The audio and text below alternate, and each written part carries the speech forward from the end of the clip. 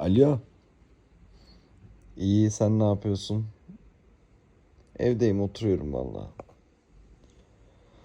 Yo, bir planım yok. Aha, Koko evde. Bana geleceksin. Koko'yu sokağa mı atayım? Nasıl yani? O zaman ben Koko'yu sokağa atıyorum. Tamam. Tamamdır. Hatta şöyle bir şey yapalım. Koko'yu Letgo'ya koyup satalım.